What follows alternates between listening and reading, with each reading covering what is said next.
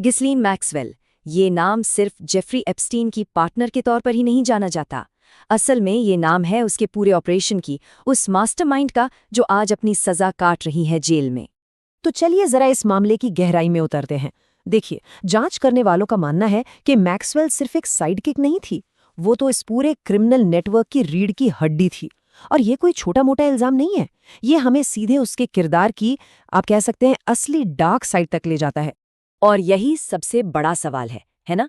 आखिर एक media tycoon की बेटी, जो दौलत और पावर के बीच पली बढ़ी, वो एक सजायाफ्ता इंटरनेशनल सेक्स ट्रैफिकर कैसे बन गई? आज हम इसी पहेली को सुलझाने की कोशिश करेंगे, एक-एक करके सारी परतें हटाएंगे। तो घिसलीन की कहानी को समझने के लिए हमें सबसे पहले उसकी जिंदगी के सबसे बड़े इन्फ्लुएंस को समझना होगा, और वो थे उसके पिता, एक बेहद ताकतवर और उतने ही controversial Robert Maxwell. Robert Maxwell, सोचिए, वो सिर्फ अमीर नहीं थे, वो अपने आप में एक पावर सेंटर थे।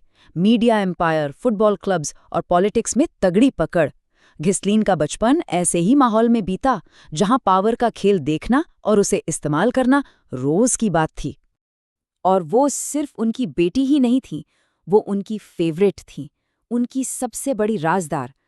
पिता की लाडली होने का मतलब था कि उसे बहुत बहुत ही कम उम्र में दुनिया के एलीट सर्कल में एंट्री मिल गई। वो उन कमरों में थी जहां बड़े बड़े फैसले लिए जाते थे। और यहीं से कहानी एक बड़ा ही अजीब मोड़ लेती है। ये समानताएं देखिए, ये सच में चौंकाने वाली हैं। गिस्लीन की जिंदगी के दो सबसे पावरफुल आदमी, उसके पिता और जेफरी एप्स्टीन, दोनों का अंत एक जैसे रहस्य और बड़े बड़े स्कैंडल्स के साथ हुआ। ये पैटर्न एक ऐसी कहानी बताता है, पावर, सीक्रेट्स और करप्शन की, जो उसकी पूरी जिंदगी पर छाई रही। और फिर बस एक झटके में सब खत्म हो गया। उसकी पूरी दुनिया उजड़ गई।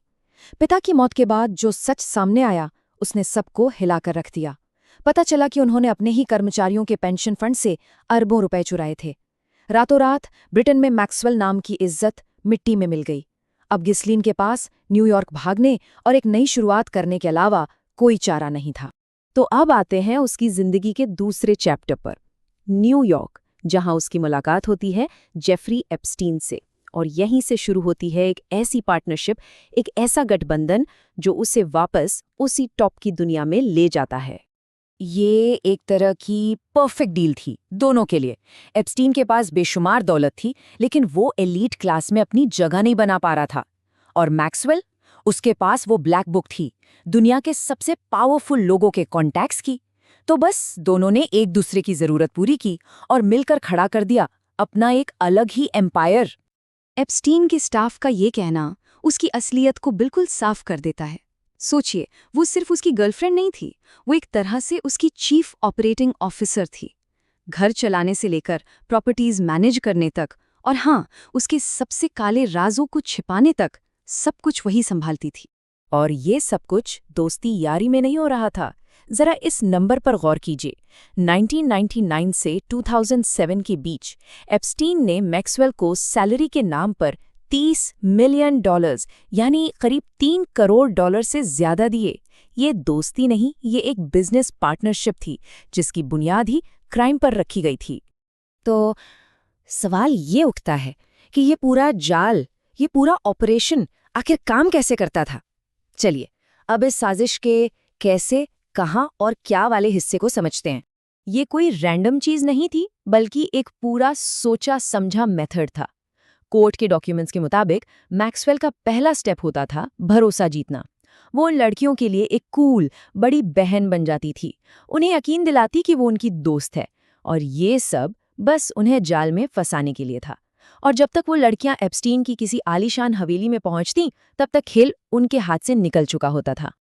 और ये सिर्फ कहानियां नहीं है, इसके असली दर्दनाक नतीजे थे। ये नेटवर्क कैसे असली जिंदगियों को बर्बाद कर रहा था, इसका सबूत मौजूद है।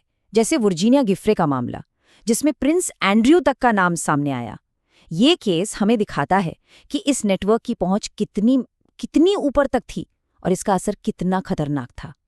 लेकिन कहते हैं ना, कोई भी राज हमेशा दफन नहीं रहता। तो चलिए अब देखते हैं कि कैसे ये पूरा साम्राज्य ढह गया, कैसे घिसलिन मैक्सवेल छिपने से हथकड़ियों तक पहुंची। देखिए, जैसे ही एप्स्टीन की मौत हुई, सारी की सारी अटेंशन, पूरी जांच की सुई सीधे मैक्सवेल पर आ गई। अब वही मेन टारगेट थी। शायद उसे भी अंदाजा हो गया था कि अब बचना मुश्किल है। उसने छिपने के लिए क्या क्या नहीं किया। एक शेल कंपनी, मतलब एक फर्जी कंपनी के नाम पर एक सुनसान जगह पर घर खरीदा। लेकिन FBI से कब तक बचती? आखिरकार वो पकड़ में आ ही गई। तो मैक्सवेल को सजा हो चुकी है, वो जेल में है। लेकिन कहानी यहाँ खत्म नहीं होती। असल में असली कहानी तो शायद यहीं से शुरू होती है, उन राजों की कहानी जो वो आज भी अपने अंदर दफन किए हुए हैं। कानून का फैसला एकदम क्लियर था। जूरी ने उसे 6 में से 5 मामलों में दोषी पाया, जिसमें सबसे संगीन इल्जाम था एक नाबालिग की सेक्स ट्रैफिकिंग, और सजा 20 साल फेडरल जेल। और ये बात सच में गौर करने वाली है। कोर्ट में उसने क्या कहा?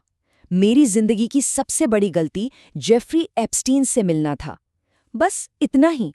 उसने कभी अपनी गलती नहीं मानी, कभी भी विक्टिम से माफी नहीं मांगी।